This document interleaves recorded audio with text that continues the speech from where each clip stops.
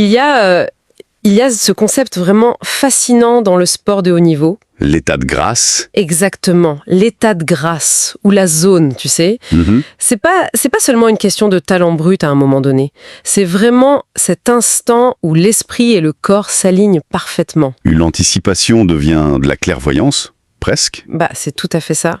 Et c'est exactement ce qu'on va explorer aujourd'hui dans notre plongée au cœur de nos sources. On a sous les yeux un article vraiment riche, publié par WeSport. Daté du 2 mars 2026. Oui, le 2 mars 2026.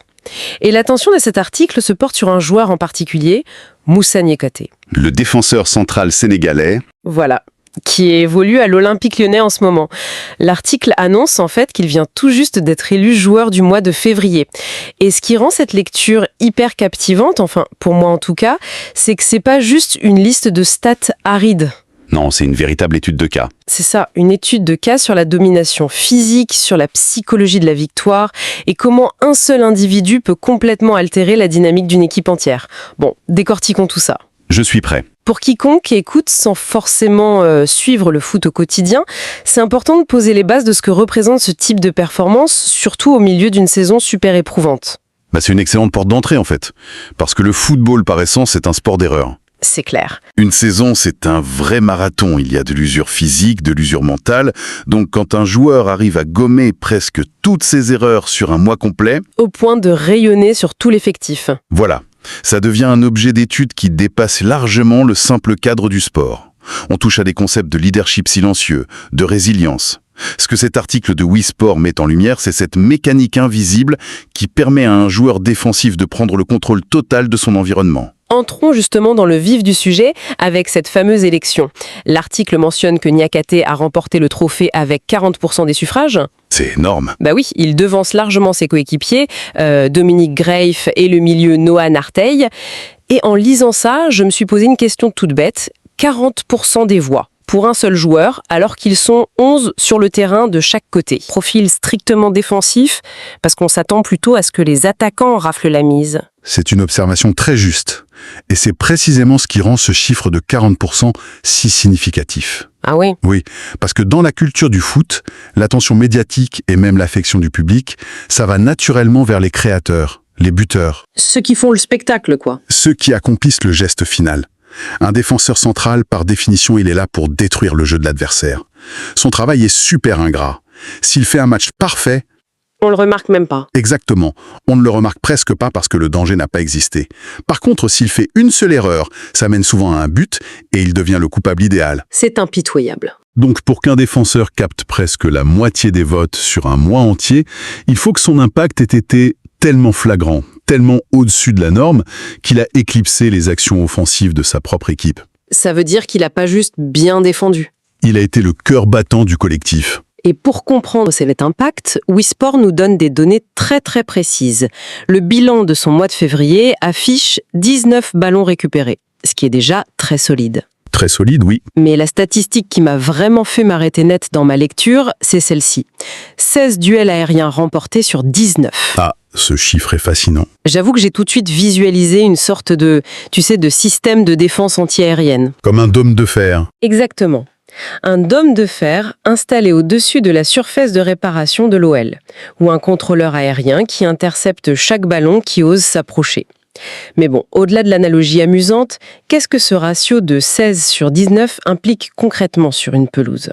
C'est là qu'il faut vraiment plonger dans la technique pure. Remporter 16 duels sur 19 dans les airs, à ce niveau de compétition, c'est pas juste sauter plus haut que le mec en face. C'est plus complexe que ça. C'est une combinaison extrêmement complexe, oui. D'abord, tu as la lecture de la trajectoire. Dès que le ballon quitte le pied du passeur adverse, il faut l'analyser. En une fraction de seconde. Ensuite, il y a le placement corporel. Il faut bloquer l'attaquant, prendre l'ascendant physique avant même que les pieds ne quittent le sol. C'est presque de la lutte, en fait. C'est exactement de la lutte pour la position. Et enfin, tu as le timing de l'impulsion et le gainage en l'air au moment du contact. Parce que les chocs sont d'une violence inouïe. Réussir tout ça 16 fois sur 19 tentatives, c'est rarissime. C'est une véritable chorégraphie brutale, si on peut dire. Le terme est bien choisi. Mais j'imagine que l'impact ne s'arrête pas au simple fait de renvoyer le ballon physiquement. Il doit bien y avoir un effet psychologique dévastateur pour l'attaquant qui subit ça pendant tout le match. L'effet psychologique, c'est sans doute l'aspect le plus sous-estimé de cette stat. Mettez-vous à la place de l'avant-centre. Son jeu dépend souvent de sa capacité à servir de point d'appui. À dévier les ballons de la tête pour ses ailiers. Voilà. S'il se rend compte, après 20 minutes de jeu, que le défenseur remporte absolument tous les duels, le doute s'installe, il va commencer à hésiter, à modifier sa course. Voire à fuir la zone de Niakate. Ou demander le ballon dans des zones moins dangereuses, oui. Et par effet domino, c'est toute l'équipe adverse qui doit changer son plan de jeu. La voie aérienne est tout simplement condamnée. C'est la définition même de la dissuasion. Cette notion de dissuasion, elle est parfaitement résumée par le club lui-même dans les sources. L'article cite le tweet officiel du compte de l'Olympique lyonnais, le @OL, qui a été publié le 1er mars. Qu'est-ce qu'ils disent? Ils écrivent texto. 19 ballons récupérés, 16 duels aériens remportés sur 19, 4 matchs sans encaisser de but, un rock défensif. Un rock? Le mot est fort. Oui, l'utilisation du mot rock n'est pas anodine, mais ce qui me frappe surtout, c'est cette dernière donnée, 4 matchs sans encaisser de but, les fameux clean sheets. La récompense suprême pour une défense. Et ces 4 matchs se sont soldés par 4 victoires consécutives, toutes compétitions confondues. L'article fait vraiment le lien entre la perf individuelle de Niakate et ce succès collectif. Et le lien est direct, c'est une relation de cause à effet évidente.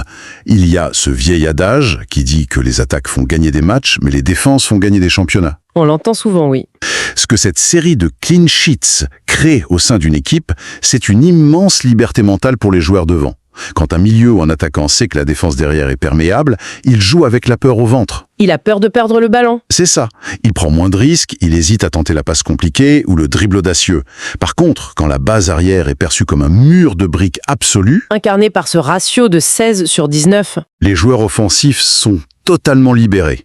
Ils se disent que même s'ils perdent le ballon, le roc derrière va rattraper le coup. C'est une réaction en chaîne qui transforme une équipe prudente en une vraie machine à gagner. c'est fascinant de voir comment une seule performance individuelle peut irriguer tout un groupe de cette manière.